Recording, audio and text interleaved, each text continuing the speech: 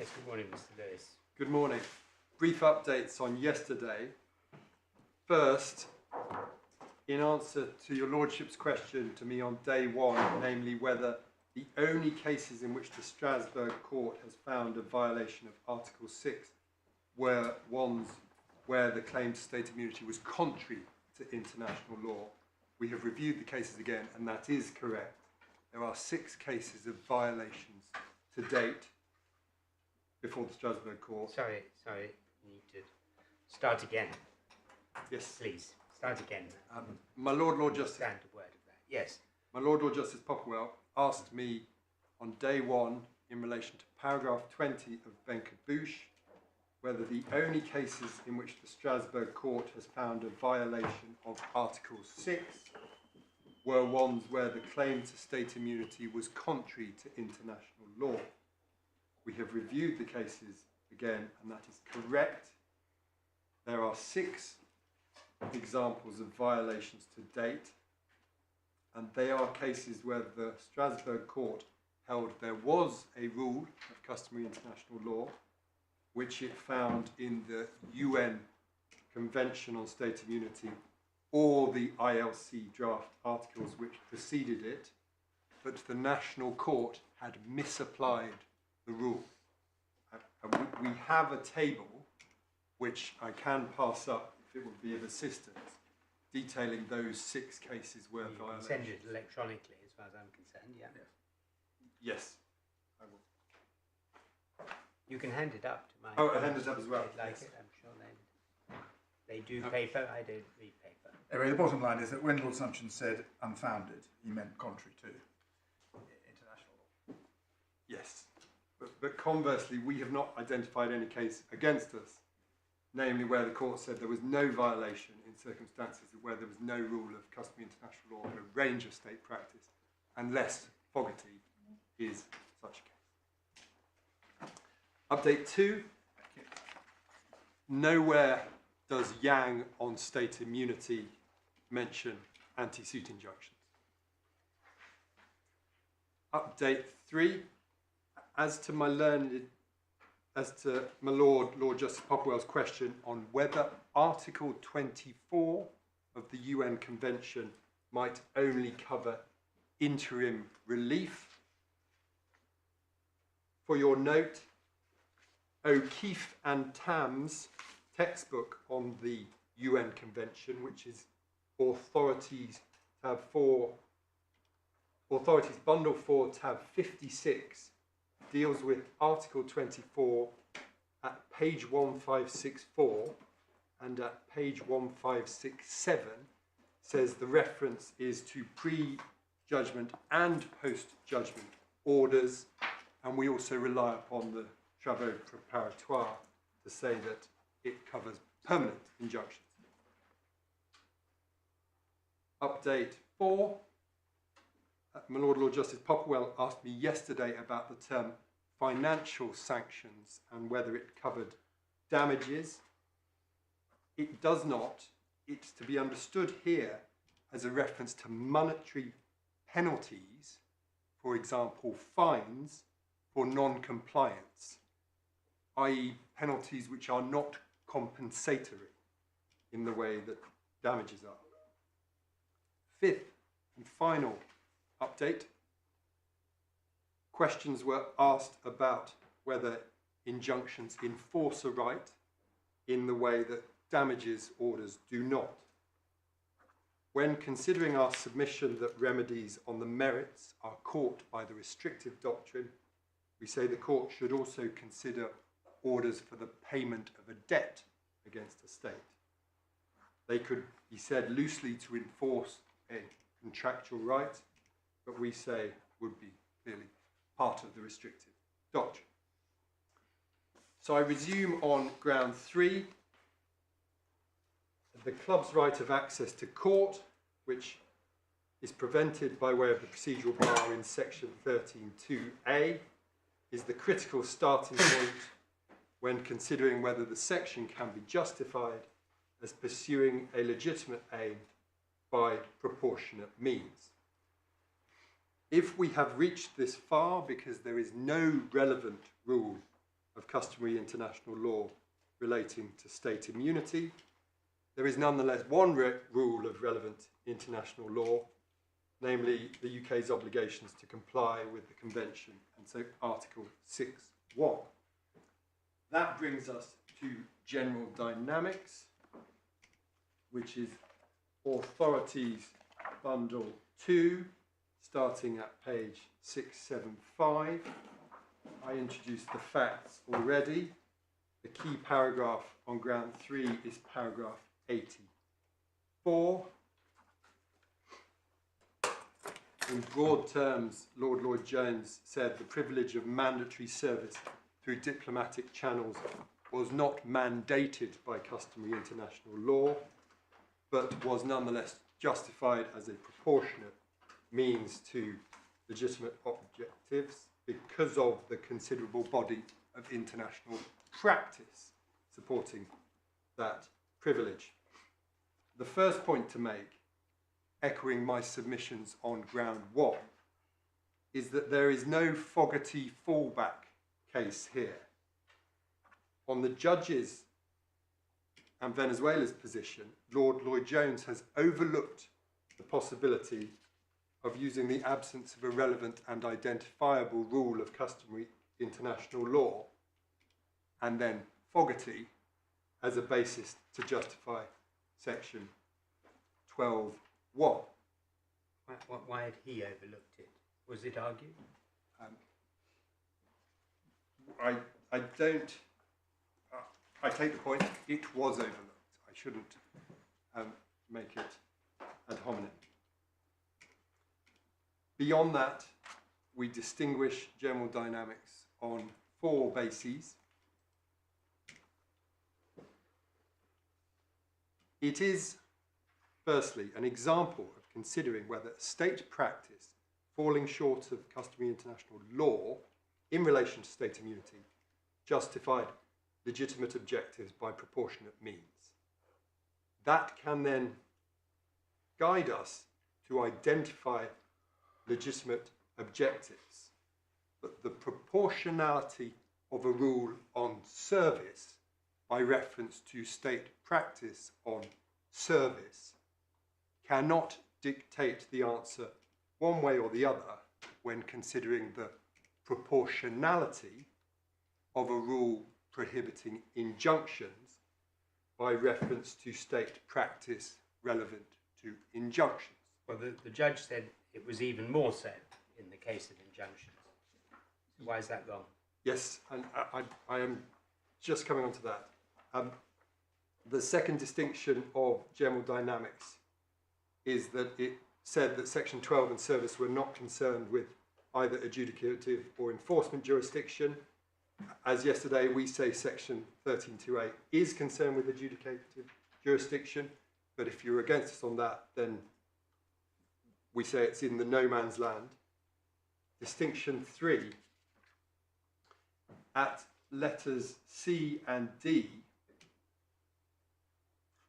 Lord Lloyd-Jones commented upon how diplomatic channel service is well established and required by a large number of states and is in conformity with the UN Convention and the ECHR. And this led the court to say at letter E, or Lord Lloyd-Jones to say, it is a method in conformity with the requirements of international law. The same cannot be said about immunity from injunctions. As seen yesterday, both the UN Convention and the ECSI, via its explanatory report, are to the opposite effect, contemplating, not prohibiting, injunctions. And the fourth distinction is that Lord Lloyd-Jones said at letter D that the ECSI should be a guide to compatibility with Article 6. But as we've seen here, that would operate in our favour by reference to the explanatory report. So the judge identified legitimate objectives at paragraphs 120 to 124 of the judgment, I want to emphasize briefly two related ways in which we say section 13.2a is anomalous insofar as it prohibits injunctions relating to non-sovereign acts. This will then limit the amount I have to repeat myself when I'm going through those paragraphs one by one. First anomaly, we say that even if not contrary to the restrictive doctrine, at a minimum, a provision prohibiting injunctions operates in tension with the policy underlying the restrictive doctrine. The restrictive doctrine treats states who are acting like traders as if they are traders, and so requires them to abide by all the rules of the marketplace. Three references for that. Number one, the E Congresso case, which is in the bundle at Authorities 1, tab 6, page 149, and it is particularly at pages 171 to 172 of the bundle in the judgment of Lord Wilberforce. Reference 2, the Trentex case, and that is in Authorities Bundle 1, tab 4, and the relevant passage is in the judgment of Lord Denning at page 121 of the bundle, 557C to G of the law report. Reference 3 is to Lord Stevens in the General Dynamics case. Although he was in the minority, we rely upon paragraphs 140 to 147 at page 735 of the bundle, because there is a useful exposition of a number of earlier authorities talking about the marketplace justification for the restrictive doctrine. The second anomaly is that we say section 13.2a operates with arbitrary boundaries and consequences. How can it be right that in the UK one can litigate against a state in respect of its commercial acts and enforce against non-sovereign state property, but not obtain an injunction for non-sovereign acts unrelated to property? We make a number of further points on arbitrariness at paragraph 53 of our skeleton, the first skeleton,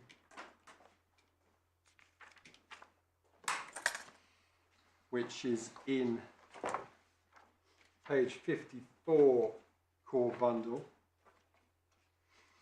and there are three particularly arbitrary outcomes, we say, identified within that paragraph. I won't develop them. We say they will speak for themselves when the reference is reviewed. So with those two anomalies in mind, one turns to the judge's objectives and reasoning. And one starts at paragraph 120 of the judgment.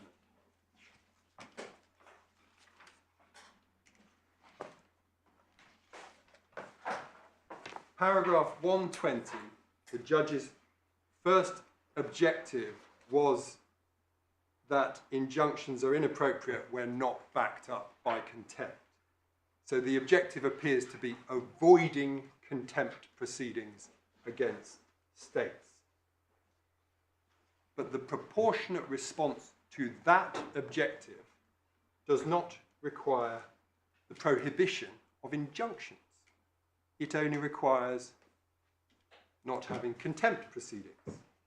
So we reiterate the points made yesterday under ground 2 as to how there is no necessary connection. So you're happy for the order to say, you must do this, but it doesn't matter if you don't? Well, we don't accept that it would say it doesn't matter. We do say that when Well, that there'll be no contempt proceedings if you don't. Yes. There is nothing to back up this order. Yes, and You're we happy say for it to say that. and we say that the judge You fell just in. answer the question, please, Mr. Lewis. Sorry, I'm happy if the order says you must do this, but nothing will happen if you don't. In other words, there is nothing that can be done if you don't. The order will say that. There will Is be that, no. is that what you there will be no submit? There will be no contempt proceedings to answer. Okay, there will be no contempt proceedings if you don't. Yes. So the order can say that, as far as you're concerned. You submit for such an order. We say it is unnecessary for the order to say that because there is anyway the customary international law immunity from contempt proceedings that I developed yesterday.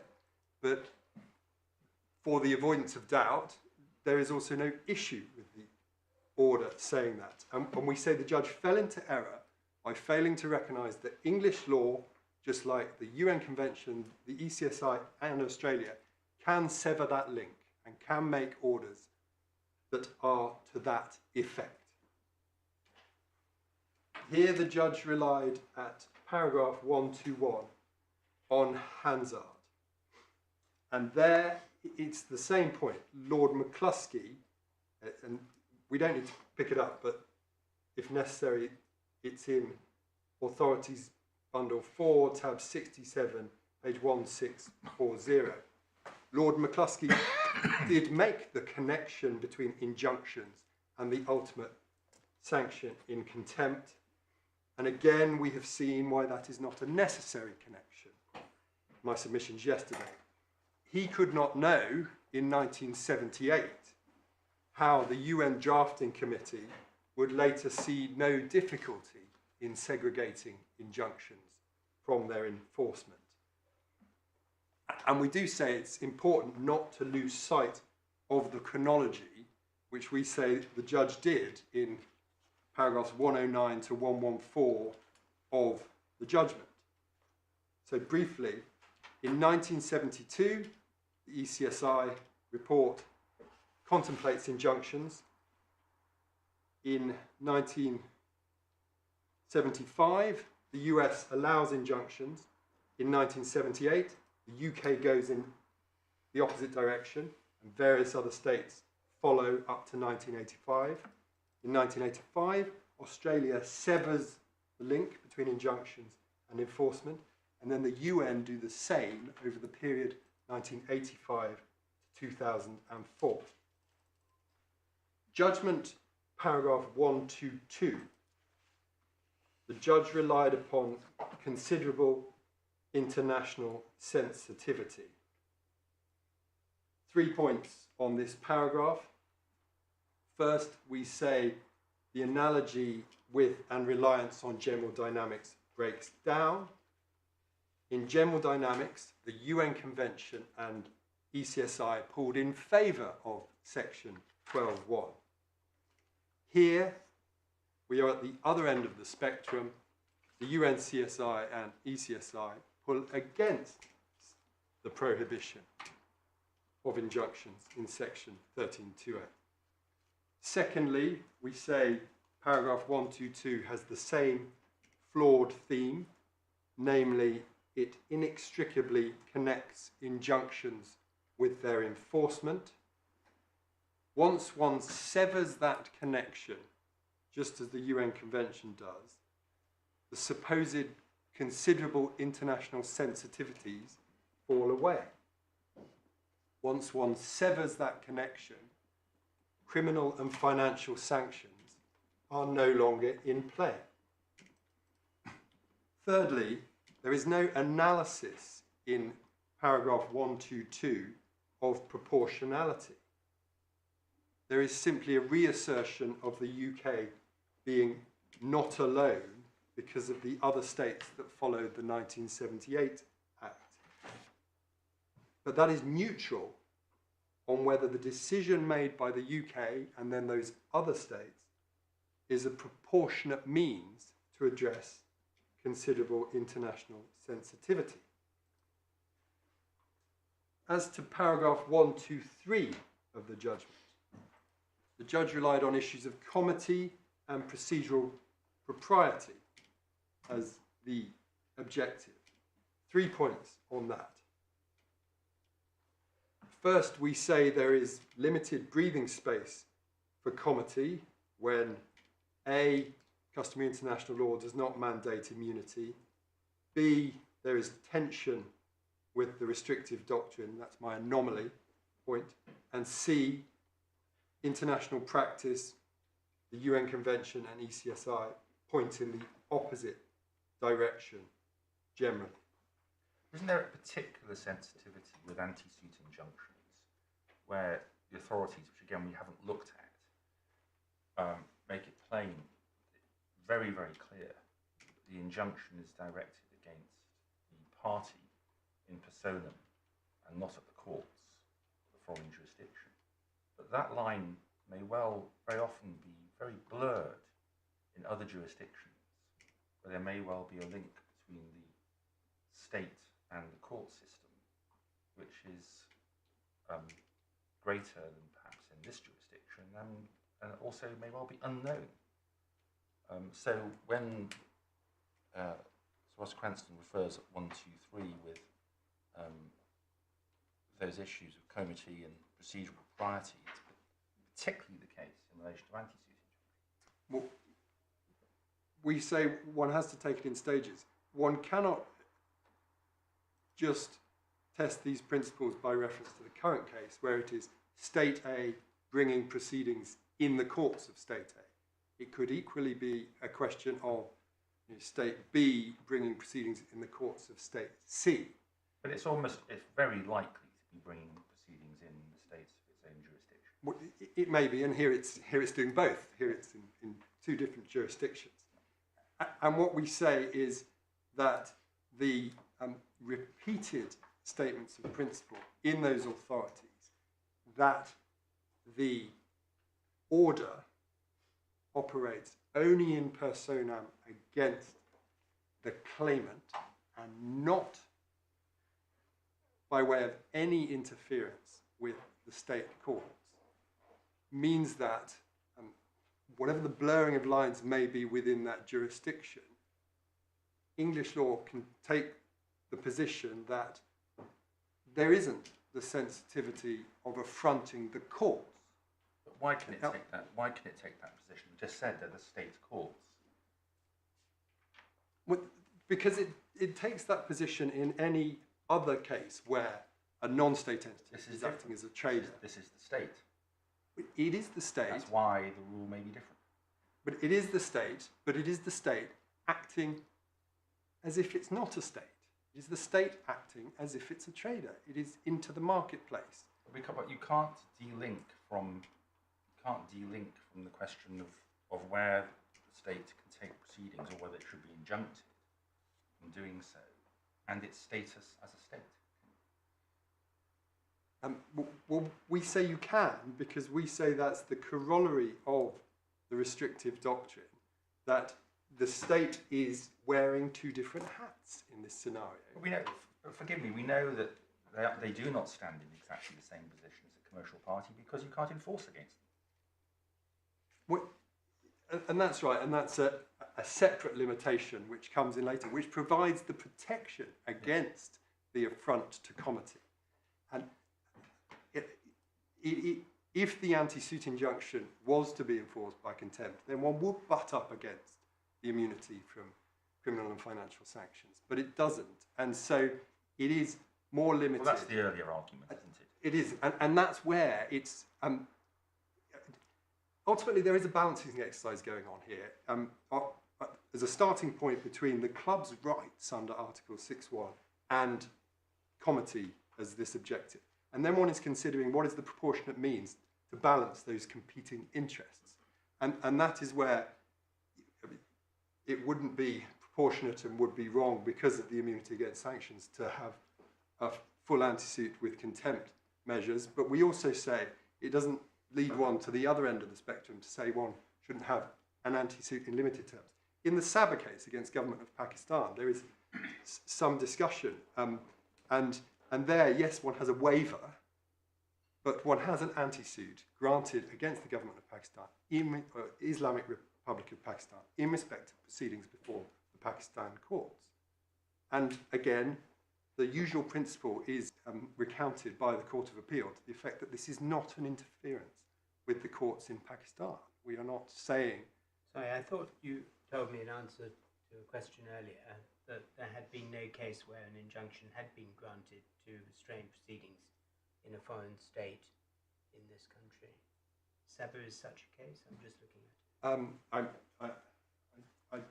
I don't recall giving that answer, but if I did, it was mistaken. Sabah is such a case, but Sabah is different because it doesn't contravene Section 13(2)(a) because it was by consent.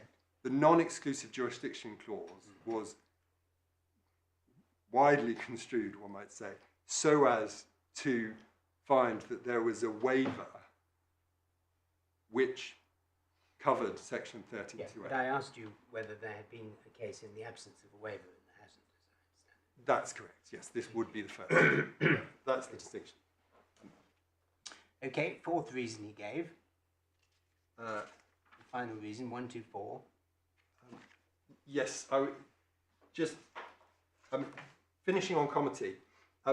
Comity is about the mutual respect and between nations, and we do say it's not the position that other states can have an expectation of these privileges, when that would be contrary to the UN Convention and the ECHR. The UK and the states that have followed are in the minority in the period after 1978, with no more modern examples since 1985. And so in this context, comity would have to mean those minority of states clubbing together to give each other privileges to the detriment of private entities.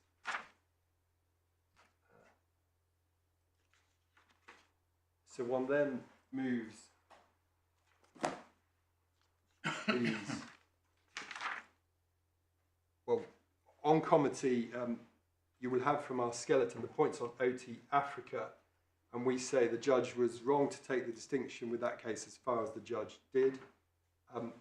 Comity is also concerned with upholding rights, and one of the things Lord Justice Longmore says is that it will be an even graver breach of comity if one later has to calculate damages by comparing the competing advantages of the fora. But that's the danger if there is no anti-suit with which there is voluntary compliance. Namely, there will still be claims for equitable compensation, as has happened in the Prestige case, in this jurisdiction, first in arbitration and then perhaps in the courts. And one will be left comparing the relative advantages and disadvantages of the fora. And finally, on comity, the second point in OT Africa is that an ASI enhances the prospect of avoiding parallel proceedings. And one of the things said is that that is in favour of comity. What comity requires one to try and avoid parallel proceedings if possible.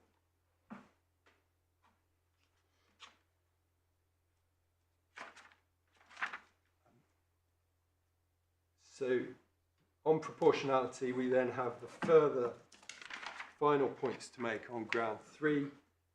1, and these are... I'm going to deal with the point at 125, 124. Yes, that...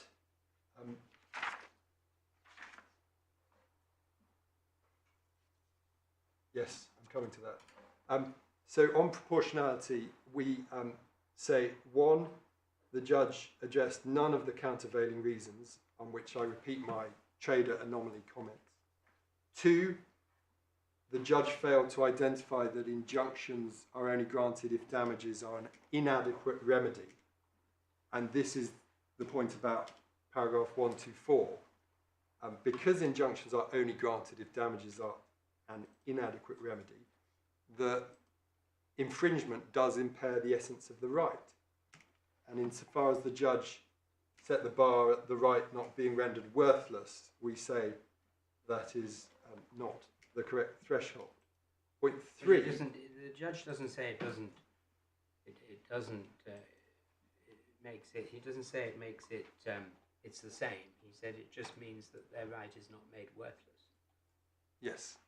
And the question is whether one impairs the essence of the right. And we agree with what is said, that that involves as a relevant factor on proportionality, considering whether there are reasonable alternative means.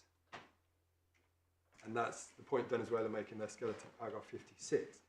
But given that the threshold for an injunction is the inadequacy of damages, we do not accept that, in particular by way of damages against the state, reasonable alternative means exist. So we do say that proportionality is not an inquiry that the judge really undertook. And had he done so, it would have involved considering UK domestic policy as it may have moved on in the 45 years since 1978. And since then, the UK has signed the UN Convention on State Immunity. And so we do say that that is the most recent relevant articulation of UK domestic policy with which a decision justifying Section 13(2)(a) on grounds of domestic policy would be in conflict. Unless there are any further questions, that is ground 3. Ground 4, read down. Here we say paragraphs 126 to 128 of the judgment were in error. Section 13(2)(a) falls to be read down under Section 3 of the Human Rights Act, which provides, so far as it is possible to do so, primary legislation and subordinate legislation must be read and given an effect in a way which is compatible with the Convention rights. We say Section 13(2)(a) is well capable of an interpretation which accepts anti-suit injunctions, or more broadly, non-proprietary injunctions, in respect of commercial or private acts within the restrictive doctrine.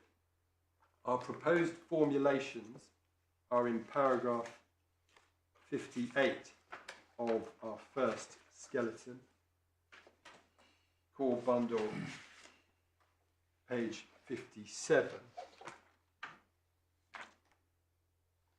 There are 2 formulations we give there. The first just addresses anti-suit injunctions, and we do say the court need go no further. But we accept that the logical effect of our submissions on grounds 2 and 3 is that the immunity more generally against in personam injunctions unrelated to state property in respect of private acts is unjustified, such that the wider second reading down we give in paragraph 58(2) is the logical reflection of those submissions. We say it's unnecessary to address penal notices given the immunity against criminal or financial sanctions, but as per footnote 17, for the avoidance of doubt, one could also insert the words without a penal notice. One could also, in the drafting exercise, say without any contempt consequences. So with that introduction, I propose 2 stages to these submissions. 1, the proper approach to Section 3 of the Human Rights Act. 2, the judge's reasoning and why it was wrong. First, on the proper approach to Section 3, the extent of the interpretive obligation was summarised in the Sheldrake case by Lord Bingham. We've set out the relevant quote at paragraph 55 of our skeleton, and the point was also noted by this court in the Prestige numbers 3 and 4, paragraph 40, we saw on Wednesday morning. I would like to show your lordships a single case on ground 4 to emphasise 5 crucial points made by their lordships in the Gaidan and Godin Mendoza case. please, which is Authorities Bundle 1, tab 11, page 295. The Rent Act 1977 was interpreted contrary to its ordinary meaning so as not to place surviving homosexual partners in a worse position than surviving heterosexual partners, as otherwise it would have been contrary to Articles 8 and 14 of the European Convention. 5 points. Number 1, which we take from paragraphs 29 to 30 and 32 on page 309, is that Section 3 is not confined to resolving ambiguities, but may require the court to depart from the intention of Parliament when the section was enacted, and therefore to read in words which change the meaning and effect of primary legislation. One sees that the first half of paragraph 29, paragraph 30, and paragraph 32. Point 2, Lord Nichols goes on over at paragraph 33 to explain that the court cannot adopt a meaning inconsistent with a fundamental feature of the legislation. The meaning must be compatible with the underlying thrust of the legislation. The words must go with the grain of the legislation. Point 3, and still in paragraph 33, Section 3 does not require the court to make decisions for which they are not equipped, as where there are several ways of making a provision convention compliant, and the choice may involve issues calling for legislative deliberation.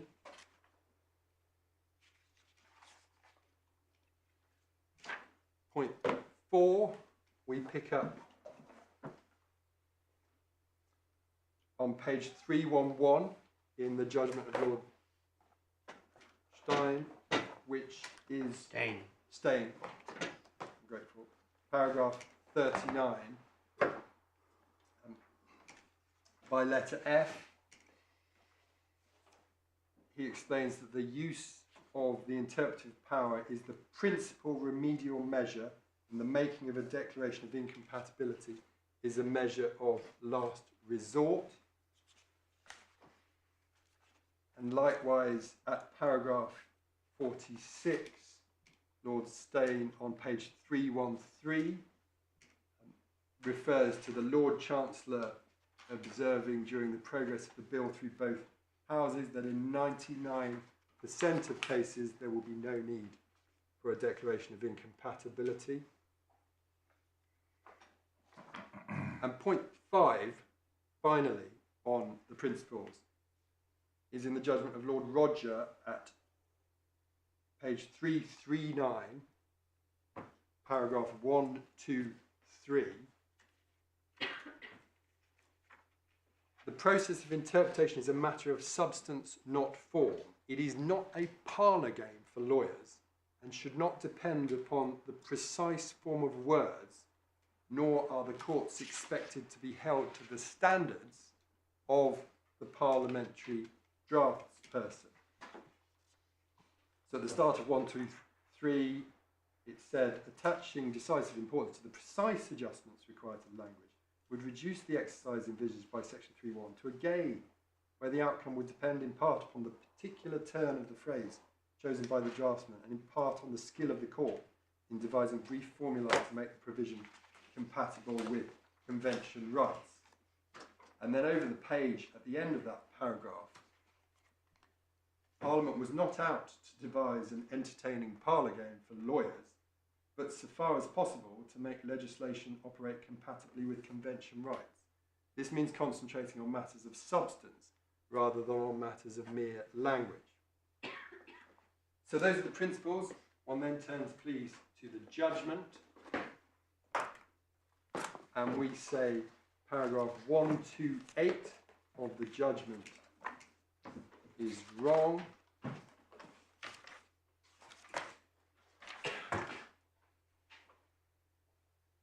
And we say, for 3 reasons, section 13.2a is well capable of the interpretation which section 3 of the Human Rights Act demands. The 3 reasons are these. 1, there is nothing in the express terms or language of the section which would preclude the interpretation we propose. 2, there is no cardinal feature of the legislation, no grain which would prevent it. 3, this is not one of those rare cases in which the court is ill-equipped to provide a convention-compliant interpretation. So developing the first point on the language, we seek an addition and thereby a qualification to the statute, not a deletion. Section 13.2a does not preclude the words of qualification we seek. The interpretation cannot be unavailable to us on the footing that it's different from the legislative choice which Parliament adopted. The question is not whether it's different, but whether our proposed meaning is impossible, or there is something in the language which would make it impossible. There is not. The second reason. The question here is whether if our interpretation, or one of them, were to be adopted, it would be workable in the context of the scheme and fundamental features of the State Immunity Act. The judge did not identify any fundamental features which our interpretation would contradict. We say there are 2 fundamental features of the Act relevant in this case. A, the restrictive doctrine, and B, the immunity from execution against state property. As to A, the Act was enacted to give effect to the restrictive doctrine. As to B, section 13.2 of the Act specifically was enacted to and does give effect to the distinct immunity in relation to measures of execution against state property.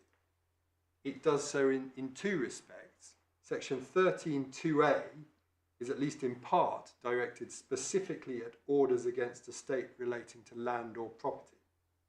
Section 13.2b is exclusively concerned with property. It prohibits measures of execution against state property, save in relation to property used for commercial purposes. So our interpretation, rather than being contrary to these 2 fundamental features, is wholly consistent with them. First, it would leave the immunity in relation to state property intact. Secondly, it would remove immunity from injunctions in relation to non-sovereign acts only. And we do say that, as rehearsed under ground 3 and my anomalies this morning, the Act as presently constituted contradicts its own cardinal features by the blanket exclusion of injunctions. And that's because it puts private litigants and states on an unequal footing. A state can injunct a commercial trader in a non-sovereign transaction, but not vice versa. And then there are the further anomaly points that I've made already. So the club's interpretations would, we say, restore the statute to a position which was overall more coherent. As to the third point, contrary to paragraph 128 of the judgment, there is no other reason which renders the court ill-equipped to read the legislation down. What is sought and required is a limited qualification in respect of private and commercial acts, which is something the court can do without the need for further legislative input.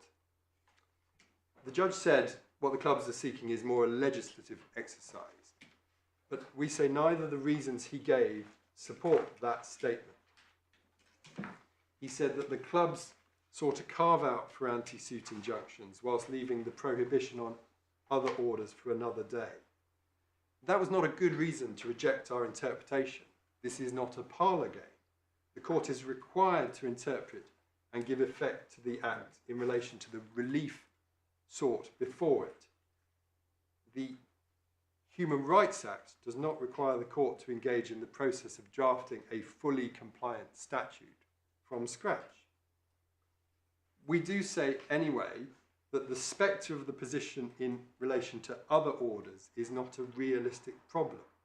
If it arises, it is just a reason to choose the slightly wider carve-out that follows from our submissions on grounds 2 and 3, i.e. the second alternative we give in our skeleton at paragraph 58,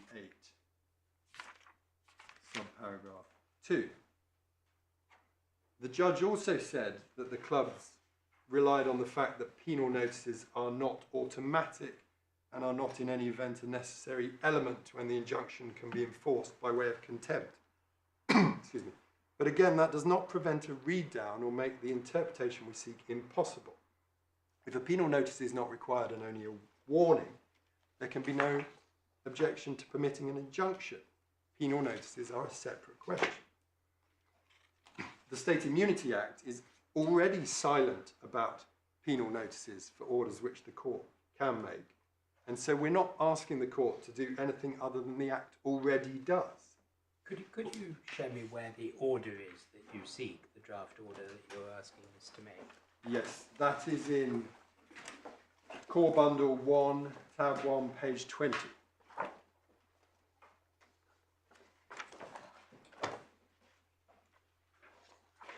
So it's in two parts.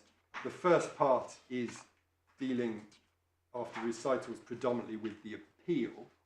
But then on page 22, there commences the wording of the injunction that we seek. Paragraph 5 has definitions to cover the contract and the two sets of proceedings, and then paragraphs 6 and 7 are the key operative provisions.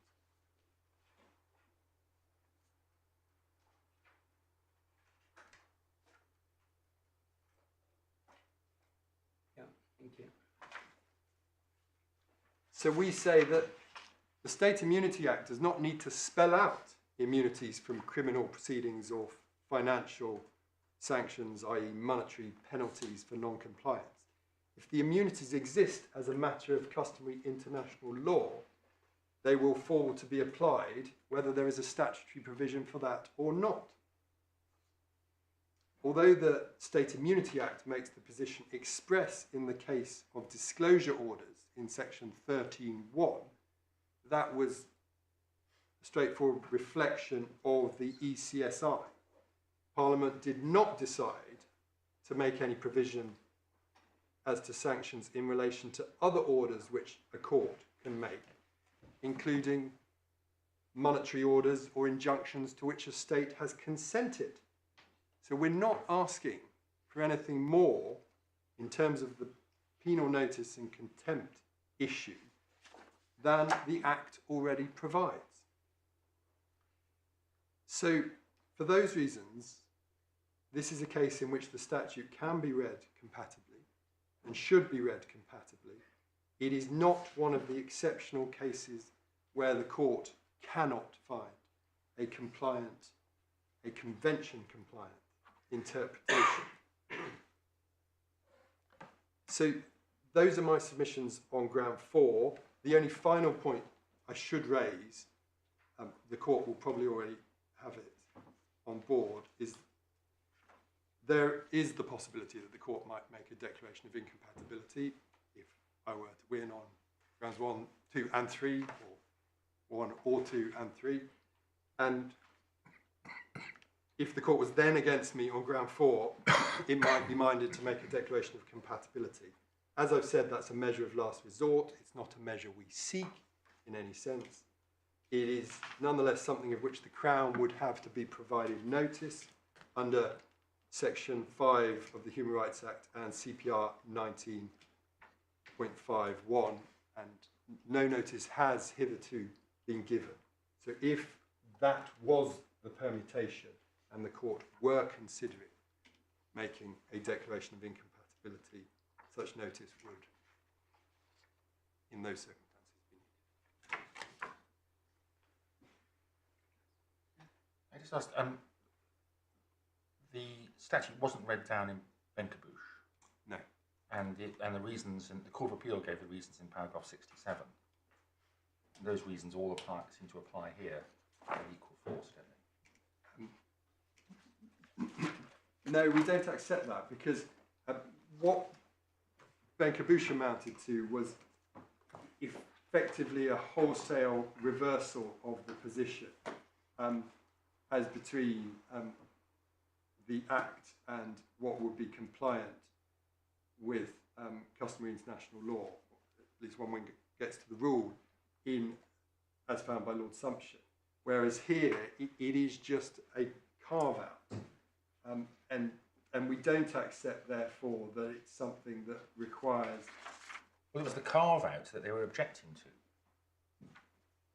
in paragraph 67, wasn't it? It was carving out a particular people, whereas here it's carving out a particular type of injunction. So you're talking about paragraph 64? 67. Oh, of the Court of Appeal. Of the Court of Appeal. It's page 549 Got it, thanks. of the bundle. Sorry.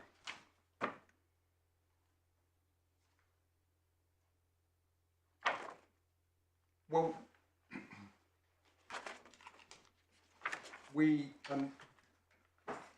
the declaration of incompatibility happened at all levels, and the points made here just have to be considered in a different context.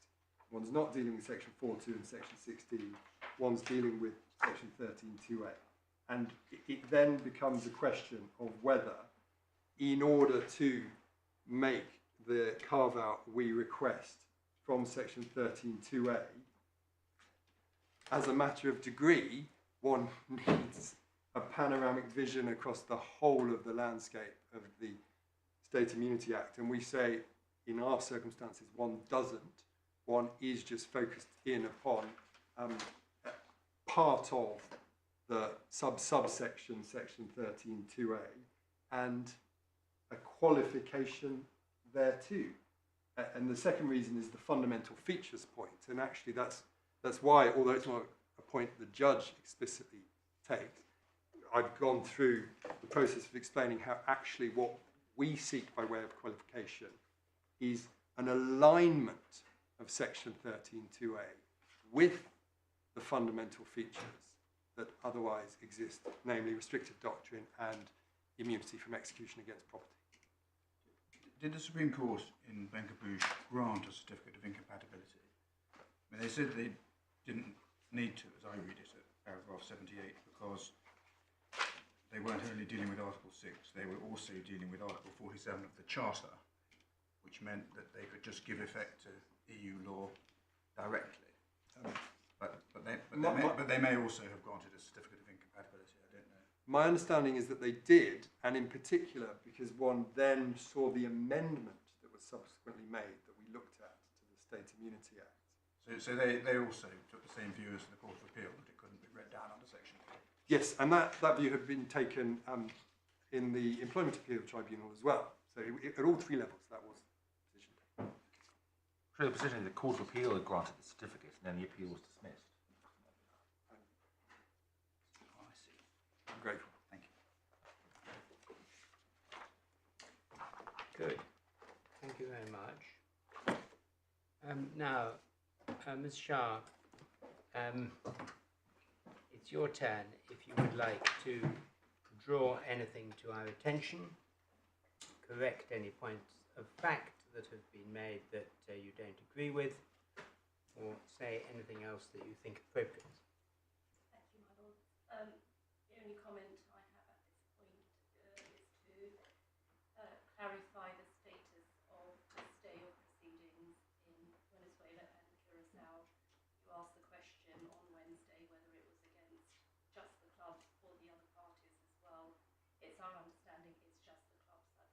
just the clubs. Yes, well, thank you for that. Any questions from anyone?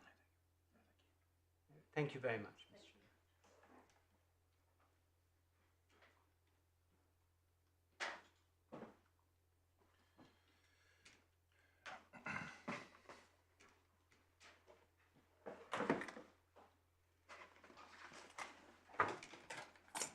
Right, well, thank you to everyone. We will take time to consider our judgments on this case. When we do hand them down, may we please have typographical corrections only. If Ms. Shah remains on the record, hopefully you'll be able to agree an order consequential on our judgment.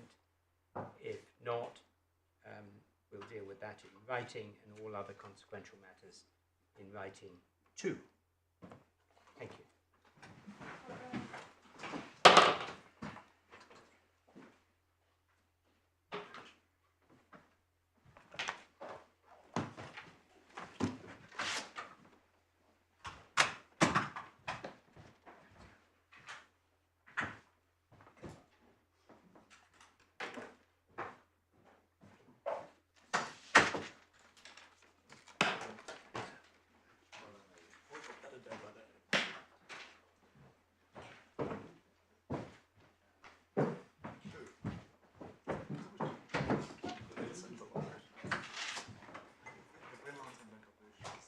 Set up, but it's